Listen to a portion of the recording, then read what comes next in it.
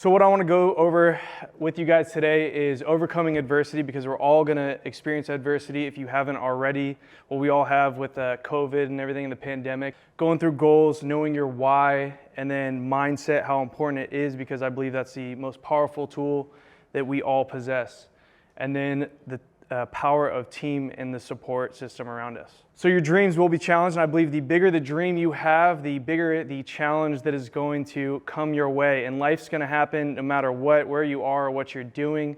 We're all going to have some curveballs that come our way, and it just matters if you're going to strike out, and if you do, you're going to get back up to bat, or you're going to knock it out of the ballpark. So when I was 14, my best buddy and I, we were big into motocross, and we had bigger bikes that we raced on, and we had small bikes as well. And we built a little pit bike track in his front yard, and we used to ride that as a mode of transportation, just like a skateboard or a scooter as well. And this one day in Orange County in San Juan Capistrano, we're going from my house to his house, and we're coming down San Juan Creek Road, and we're on the bike path, which is separate from the street. There's two lanes that go opposite direction. There's horse stables on one side and creek, and then neighborhood on the other side. And this street goes to a dead end. We got to his street, Paseo Cristina, and it was the only street at the time that didn't have a stop sign. We'd crossed there 1,000 times before, and just like any other time, we looked both ways. We didn't see any cars coming, so we proceeded to cross. Right as we got in the second lane, boom, we got nailed by a car. I remember thinking that I had the craziest dream. I saw this flash of the front bumper of a white BMW. And as I woke up on the side of the gravel, I turned to my left, and I see my friend Scott, and I go to tell him about this crazy dream I have, and then he's screaming. His face is all bloody, blood's coming out of his mouth. And at that moment, I realized that this was no dream, this was reality. So I look over to my right, and I see the 16-year-old girl that just hit us talking to the police officer. So naturally, I grabbed my phone. I had a Nokia phone at the time, and I called my dad. I said, "Hey, Dad, I got hit by a car. You need to come to Scott's house." And as you can imagine, a father getting a phone call from his son, 14 years old, telling him that he just got hit by a car would be a little tough to believe. So I told him, "Yeah, you need to come to Scott's house. We just got hit by a car." So he's like, "All right, I'll be on my way." As he's driving, he hears the ambulance, and he's thinking, "Oh no, God, please no, let this not be my son. Please, God, please take care of them." So he gets there, and I'm in and out of consciousness. The neighbor comes over. I give her my phone. She knew all my friends. I told her to call my friends. She did. First ambulance took my buddy Scott. He was in critical condition. He hit his face on the windshield, punctured his lungs, broke his back, and chipped his pelvis. I took the second ambulance, and then we were in the ICU together for a week. We spent 2 more weeks in the hospital in another room, and after 2 weeks, he was let go, and I was in there for another 3 weeks. During that time, I had the UCLA med staff team working on my foot. They had what's called a womb vac. They suction this sponge onto your open womb, and they try to pull circulation of blood to clean it out and bring it back in. What was happening was I wasn't getting any circulation to my toes. So at this point in time, my toes started to turn black. The doctor comes in, he says, "Hey, Trenton, can I perform a test on your foot?" I say, "Yeah, that's cool, doc." So he does. He says, "I'm gonna take this pencil, and I'm gonna drag it on the bottom of your foot, and I just want you to tell me if you can feel it." I was like, "All right, cool." He does it, and I was like, "I didn't feel anything." He's like, "Trenton," now a face of concern, or a look of concerns on his face. He's like, I didn't use a pencil, I used a scalpel." He looks to my mom. He says, "Hey, Denise, can I talk to you outside real quick?" He takes my mom outside. Now I'm in the hospital room by myself, and I look through the little rectangle window in the hospital door, and I see my mom crying. And immediately, that's when I realized that my foot was not just broken, it was gonna have to be amputated. So my dreams were immediately challenged. When I was a kid, my dream was to become a professional athlete. When that happened, I thought my dreams are gone, my whole world was upside down. I never met another amputee, and I was about to become one. I started bawling, I started crying, and my friend Scott, his mom came in, and she just started praying over me. And as she was praying over me, all of a sudden I felt this overwhelming peace. And I heard God speak to me, and he said, "I got great plans for you." I was like, okay, I got nothing right now. I was in a time of need and desperation, and I had a little bit of hope to lean on. And we're all gonna need a little bit of hope when you face some adversity. If you take someone's hope away, you kill their spirit. And so I had a little bit of hope. When that doctor came back in, he's like, "What do you want to do, Trent?" I was like, "Let's go ahead and amputate it." So we did. About 3 months later, so after the amputation, I was let go, back home. 3 months later, I got my first prosthetic. I was walking immediately. I had to go to physical therapy for a few weeks, and when I was there, then I learned how to jog. And once I learned how to jog, I looked at my mom and said, "Mom, I don't want to go to physical therapy anymore. I just want to get back into sports, and I want to go do what I know how to do and what I love to do." She's like, "All right." So I got back into sports. I started playing volleyball again. I started wrestling. I started racing motocross as well. And during that time, I realized that the biggest limiting factor was my mind. Whatever I told myself what I could or couldn't do. And there'd be a lot of my, friends that would come up to me, and when I told them that I wanted to go do a new sport, they say, how can you do that? You're an amputee, you got a prosthetic, like you can't do that. And I realized at a young age that a lot of people will come to you with your dreams and stuff, and they'll doubt your capabilities because of their perception of what they could do if they were in your shoes. But then that's when I started learning the power of the mind. And so I didn't listen to them. And I said, you know what? So far there hasn't been really anything I couldn't do, just maybe a little more challenges. So I started working harder and harder and harder, and I got better at each sport that I practiced in. When I wanted to do wrestling, I joined it my senior year. I knew there would be immediate challenges. One of those, having a prosthetic. The other, coming in late.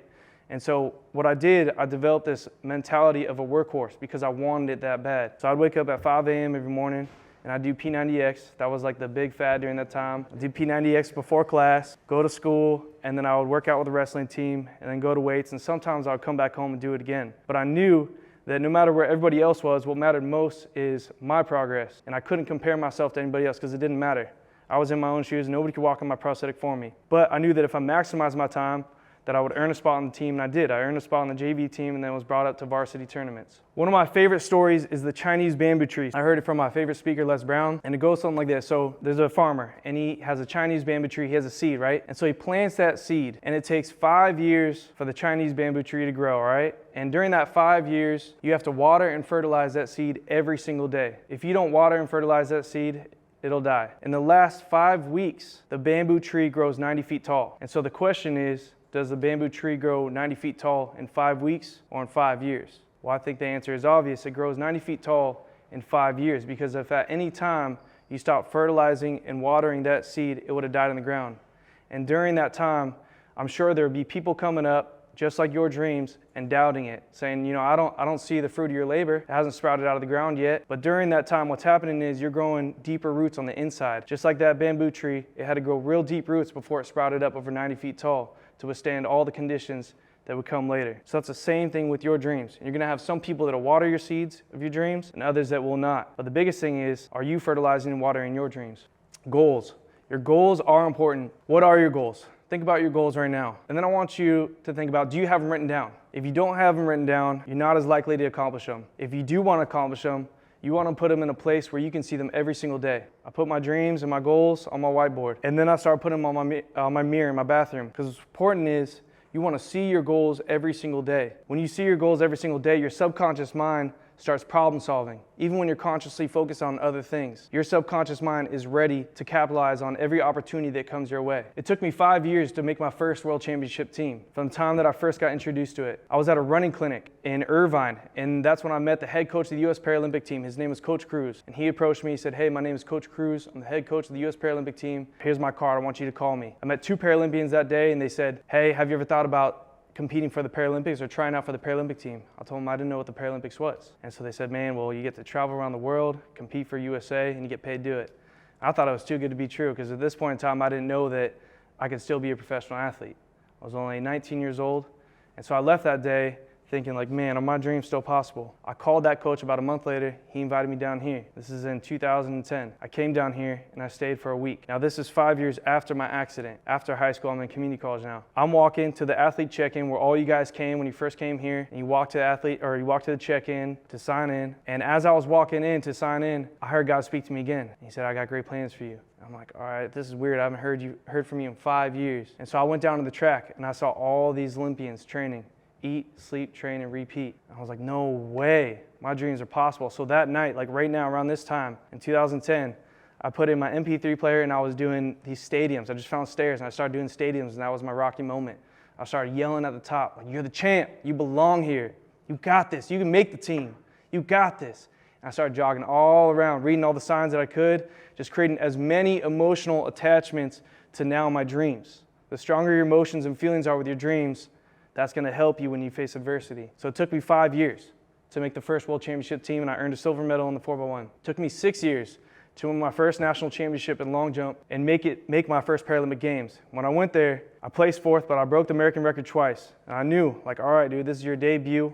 You got 4th in the world, and you broke the American record. You can get on the podium next time. It took me 9 years to win my first Pan American Games championship. I got a gold medal in long jump. And it took me 11 years to earn my first Paralympic medal in bronze in long jump. If at any point in time I had not, or if I had given up on my dreams, I wouldn't be standing here and talking to you today. There was 4 years of being told you didn't make the team, of trying my hardest, didn't make the team, didn't make the cut. In 2013, I got third in the 400 meters. I thought I made the team for sure. They chose a fourth place guy.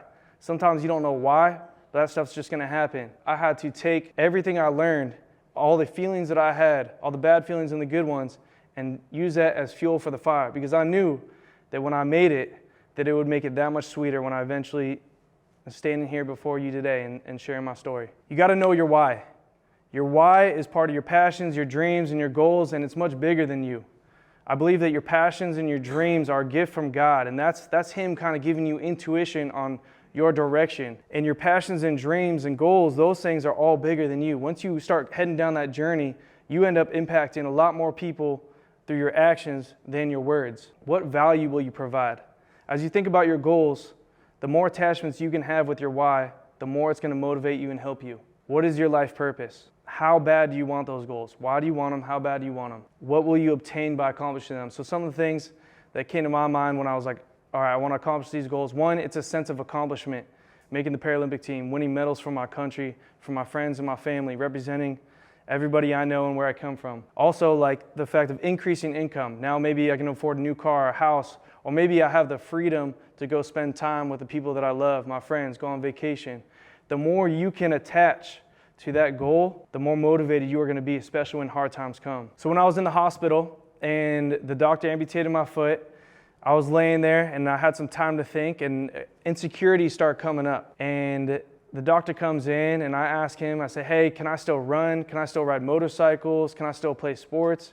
And he looks at me and he's like, Trenten, I'm not sure. And you can imagine as a 14-year-old freshman in high school, that's not very encouraging. That didn't make me feel too good laying in the hospital now as a new amputee. But a few weeks later, this Marine came in and he was an amputee as well. And I had some more insecurities that were coming up. And so I asked him those same questions. I said, hey dude, can you run? Can you ride motorcycles? Like, what can you do?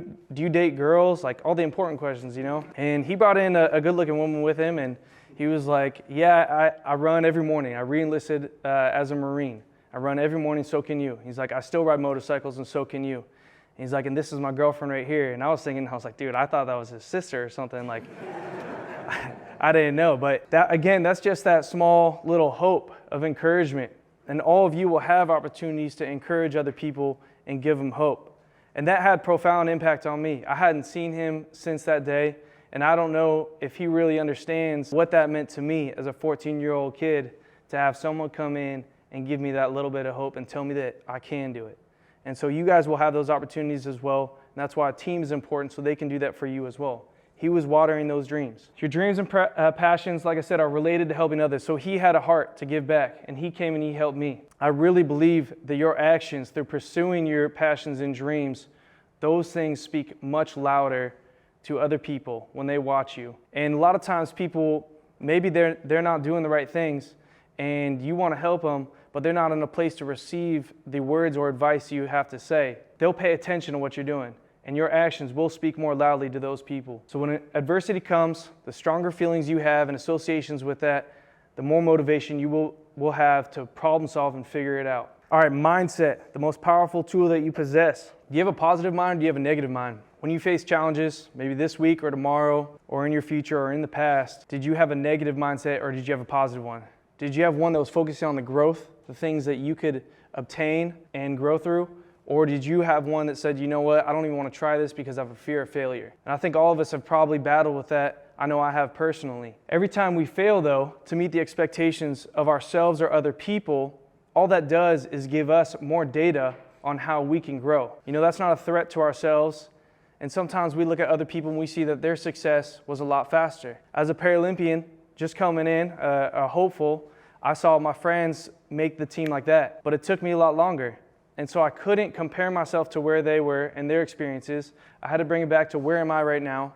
Am I progressing? If so, you got to be proud of your progress And if you didn't meet the expectations, learn from it and bring some new things in for that next year. When others succeed, you become envious of them. Do you become jealous? Does it feel like a threat to you? Well, the biggest thing is you want to have this mindset of confidence of who you are, where you're going, and your purpose and your why. When you know those things, then it doesn't matter if other people succeed faster than you. It doesn't matter if they reach that level of success or where you want to go, but you can learn from them. And if you have that confidence mindset, then you're always looking to obtain and grow. Maybe you can apply what they're doing, apply it to your life, or whatever. If you didn't reach that expectation, learn from it and grow. So the confident mindset is always focused on growth, gaining from every opportunity. Every challenge you face, you see that as an opportunity to grow and increase your value and become better. Each time I failed to make that team, of course, you need to go through those emotional feelings. You need to express that for a short period of time. That's important because you can use those feelings,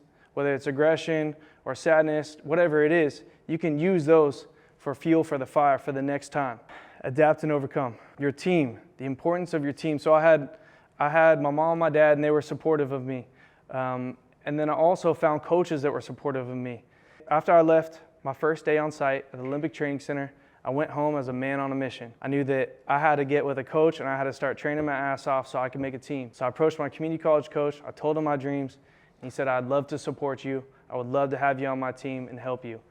And so at that point, I was like, all right, cool, this is a good coach. You're gonna have some people like that when you're chasing your dreams, your goals, whatever it is. Ideally, you wanna find people that already have achieved that level of success or people that know how to help you. I want you to think about the people that you speak to the most, the 5 closest people to you, maybe the 5 people that you spend the most time around or talk to on the phone. Do they help you? Are they already where you want to be? Are they behind you? Are their actions proven that they're not going the same direction? You have to think about the people that you spend the most time with. Are they like stones in a backpack that's making it harder to go up that hill in that journey? Or are they helping you, walking alongside you in that journey? And if they're not, I'm not saying that you have to cut them off, but maybe consider how much time you spend around them or what you share with them, because they can either be dream killers or they can be watering that bamboo tree.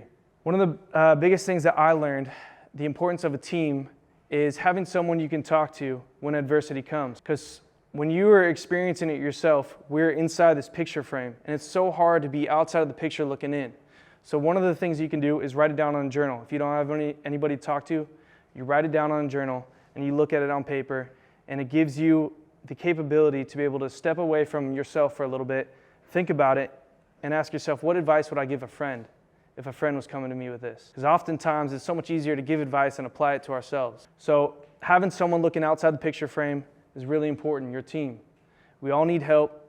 We weren't meant to go through this life on our own. Speak to them during the hard times and share the successes with them. I believe every one of you was created for a purpose. I know at one time, if you aren't still dreaming, that you had dreams even as a kid. And sometimes the more mature we get, unfortunately, the less we dream, the less we believe that things are possible. But it's important to realize that you are all different and you were created uniquely. Your experiences, where you come from, what you sound like, what you look like, God wants to use those to help other people, whether through your actions or through your words. I believe that all of you were created for greatness. And it's up to you guys to take that step if you guys really want it. This is my favorite quote, reading Martin Luther King Jr.'s book, and he said, we must discover what we are called to do. And once we discover it, we should set out to do it with all of our strength and all of the power that we have in our systems. And after we've discovered what God called us to do, after we've discovered our life's work, we should set out to do that work so well that the living, the dead, or the unborn couldn't do it any better. What I'm saying to you, my friends, even if it falls your lot to be a street sweeper, sweep streets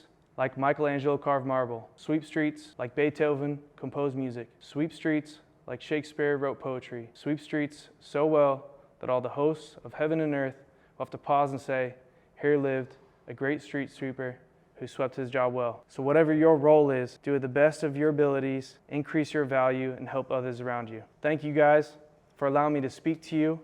If you have any questions, I'll be here for a minute. I would love to help you out in any way I can. If you'd like to follow me, here's some of my socials.